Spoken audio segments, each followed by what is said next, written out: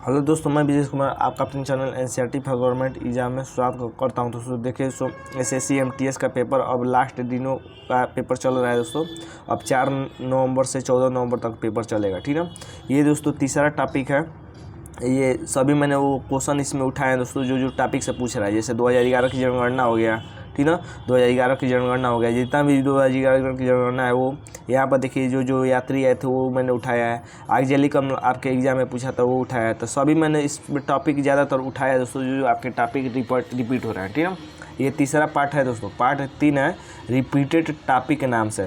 2 part भी देख सकते हैं। उस पर आपने बहुत प्यार दिया दोस्तों, कमेंट भी किया है कि और ऐसे वीडियो लाइए, इसीलिए ला रहा हूँ, ठीक है। तो चलिए सो स्टार्ट करते हैं। जिनका भी आगे एग्जाम है उसको देखिए दोस्तों, वो लोग देखिए, ज़रूर आपको हेल्प करेगा। ज़रूर यहाँ से क्वेश्चन फंसेंगे ना, हूबहू फंसेंगे, ठीक ना। देखिए दोस्तों, आपके एग्जाम में बिंदुसार से क्वेश्चन पूछा था कि बिंदुसार मौर्य वंश का शासक कब बना।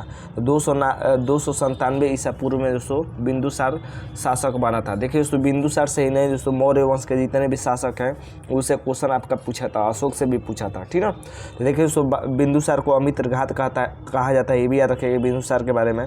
कलिंग युद्ध कब हुआ था? 261 ईसा पूर्व में हुआ था दोस्तों। किसके समय हुआ था? उस समय राजा था अशोक, ठीक ना। करम भी याद रखिए दोस्तों, करम आपके लिए महत्वपूर्ण है। सबसे पहले मौर्य वंश की स्थापना होती है दोस्तों। तो मौर्य वंश की स्थापना चंद्रगुप्त मौर्य ने की। किसने की? मौर्य वंश की स्थापना दोस्तों चंद्रगुप्त मौर्य ने की।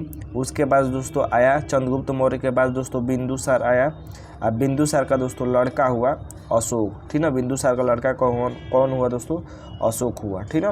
तो ये क्रम भी याद रखिएगा, क्रम वाला आपके एग्जाम में पूछा था दोस्तों, ठीक ना। एक बार प्रीवियस ईयर में पूछा था कि अशोक के दादाजी का क्या नाम था दोस्तों। तो अशोक के दादाजी का नाम क्या हो जाएगा? चंद्रगुप्त मौर्य हो जाएगा। ये भी आपके एग्जाम में रिपीटेड हो सकता है। तो अगला देख लेते हैं दोस्तों। देखिए 2 सदन वाला राज्य पूछा था कि किस राज्य में 2 सदन वाला विधानमंडल है। तो देखिए दोस्तों 6 ऐसे राज्य हैं जहाँ पर द्विसदनात्मक प्रणाली चलती है। 2 सदन मतलब दोस्तों वहाँ पर विधान परिषद भी हो गई और विधानसभा भी होगा। जहाँ पर विधानसभा और विधान परिषद होती है वो द्विसदनात्मक या 2 सदन वाले विधानमंडल कहलाते हैं, ठीक ना। तो बिहार दोस्तों, जम्मू कश्मीर, कर्नाटक, महाराष्ट्र, तेलंगाना और उत्तर प्रदेश, ये ऐसे राज्य हैं दोस्तों जहाँ पे द्विसदनात्मक प्रणाली चलती है, यानी 2 विधानमंडल, ठीक ना। तो याद रखिएगा, क्वेश्चन आपके पूछा था एग्जाम में कि कौन द्विसदन वाला राज्य नहीं है। तो ये 6 अगर याद रहेगा तो दोस्तों तो आप टिक कर लेंगे। देखिए दोस्तों, मोहम्मद बिन तुगलक के बारे में पूछा था कि मोहम्मद बिन तुगलक के समय कौन सा राजदूत आया था। तो दोस्तों देखिए दोस्तों, इब्न बतूता आया था मोहम्मद बिन तुगलक के समय। मोरक्को का निवासी था। कहाँ का निवासी था दोस्तों? मोरक्को। मोरक्को कहाँ पड़ता है? अफ्रीका में पड़ता है। तो मोरक्को का निवासी था दोस्तों इब्न बतूता। ये मोहम्मद बिन तुगलक के शासनकाल में आया था। आने वाले शिफ्ट के लिए दोस्तों याद रख सकते हैं कि ह्वेनसांग किसके शासनकाल में आया था? तो हर्षवर्धन के शासनकाल में आया था। अब फाहियान किसके शासनकाल में आया था? तो चंद्रगुप्त द्वितीय के शासनकाल में आया था। फाहियान वाला एकदम 100% दोनों महत्वपूर्ण है दोस्तों आपके एग्जाम के लिए, ठीक ना। ये मोहम्मद बिन तुगलक वाला आपका पूछा था, इब्न बतूता वाला। आगे आने के वाले इस शिफ्ट में देख सकते हैं कि जरूर पूछेगा ये क्वेश्चन। पूछा था दोस्तों कि टमाटर में कौन सा अम्ल पाया जाता है? तो आगजैलिक अम्ल। तो कुछ मैंने दोस्तों अम्ल लिख दिए हैं, उम्मीद करते हैं कि यहाँ से आपके एग्जाम में फंस जाएगा। देखिए दोस्तों, सेव में कौन सा अम्ल पाया जाता है? तो मैलिक अम्ल। नींबू में कौन सा अम्ल पाया जाता है? तो साइट्रिक अम्ल। सिरका में दोस्तों कौन सा पाया जाता है? एसिटिक अम्ल। लेकिन नींबू में दोस्तों पूछे कि कौन सा विटामिन पाया जाता है? तो एस्कार्बिक अम्ल याद रखिएगा। एस्कार्बिक अम्ल भी याद रखिएगा, एस्कार्बिक अम्ल, ठीक ना। एस्कार्बिक अम्ल अगर दे तो ये भी आंसर हो जाएगा, या साइट्रिक अम्ल दे वो भी आंसर हो जाएगा नींबू में, ठीक ना। महत्वपूर्ण है, याद रखिएगा। आपके एग्जाम में एसिटिक वाला देता है और एस्कार्बिक वाला भी देते हैं, लोग कंफ्यूज हो जाते हैं। तो याद रखिएगा, सिरका का एसिटिक है जबकि नींबू चाहे विटामिन सी का एस्कार्बिक है, रासायनिक नाम, ठीक ना। देखिए दोस्तों, हुमायूं के बारे में पूछा था कि हुमायूं का मकबरा किसने पूर्ण करवाया था दोस्तों। तो हाजी बेगम ने, या इसी को बेगा बेगम कहते हैं। तो हाजी बेगम या बेगा बेगम ने इसको पूर्ण करवाया था। तो बात कर लेते हैं दोस्तों इसके मकबरे की। तो देखिए दोस्तों, हुमायूं के मकबरे का वास्तुकार कौन था? तो मीराक मिर्जा था। याद रखिएगा, हुमायूं का मकबरा कहाँ है दोस्तों? तो आप HD फिल्म देखते हैं तो H से हुमायूं, D से दिल्ली। हुमायूं का मकबरा दिल्ली में है, ठीक ना। इसको दोस्तों 1993 में यूनेस्को में शामिल किया गया था, ये भी याद रखिएगा। और चौसा के युद्ध देखिए दोस्तों, हुमायूं के बारे में याद रखिएगा। चौसा के युद्ध 1539 में लड़ा। कनौज या बिलग्राम का युद्ध इसी को कहते हैं, बिलग्राम का युद्ध, ठीक ना। तो कनौज या बिलग्राम का युद्ध 1540 में दोस्तों हुमायूं लड़ा शेरशाह सूरी से, ठीक ना। तो ये दोस्तों हुमायूं के बारे में इतना याद रखिएगा, इससे बाहर नहीं पूछेगा।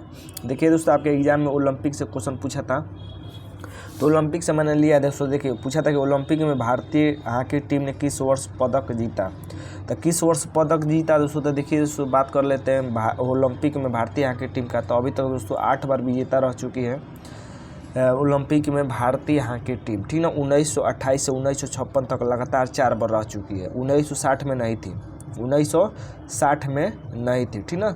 56 के बाद क्या आएगा, 60 आएगा, 4 वर्ष बाद होगा तब। तो 60 में नहीं जीत पाई, तो उसके बाद फिर 1964 और 1980 में जीती। तो कितनी बार हो गया दोस्तों, 8 बार। 1928 से 56 6 बार और 2 बार ये। तो ये डेट आप याद रखिएगा दोस्तों। पूछ सकता है कि कम नहीं थी, आपको इसी ऑप्शन में से 3 दे देगा, 1 नहीं देगा, ठीक ना। अगला देखिए दोस्तों, विश्व भूखमरी सूचकांक में भारत की रैंक पूछा था 2023 वाला। तो 2023 में दोस्तों भारत की रैंक है 111। 2024 वाला आने वाले शिफ्ट के लिए याद रखिएगा, 2024 में दोस्तों भारत की रैंक है 105। मौलिक कर्तव्य के बारे में दोस्तों हर शिफ्ट में आपके एग्जाम में दोहरा रहा है, पूछ रहा है। तो मौलिक कर्तव्य के बारे में दोस्तों बता दे रहा हूँ। देखिए बात करते हैं मौलिक कर्तव्य की दोस्तों।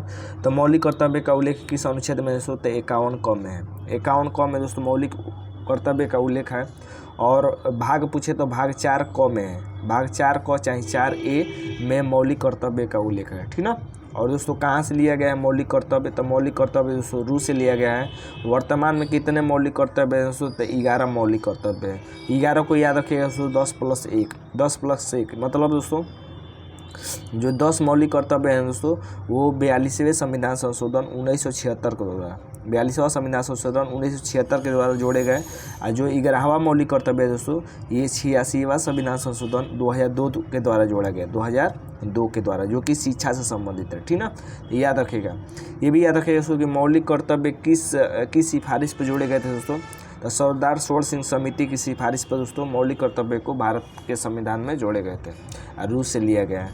तो ये सभी पॉइंट याद रखिएगा, इससे बाहर नहीं पूछेगा, ठीक ना। देखिए दोस्तों महान्यायवादी का अनुच्छेद पूछा था। देखिए दोस्तों महान्यायवादी का उल्लेख अनुच्छेद 76 में किया गया, 76 में।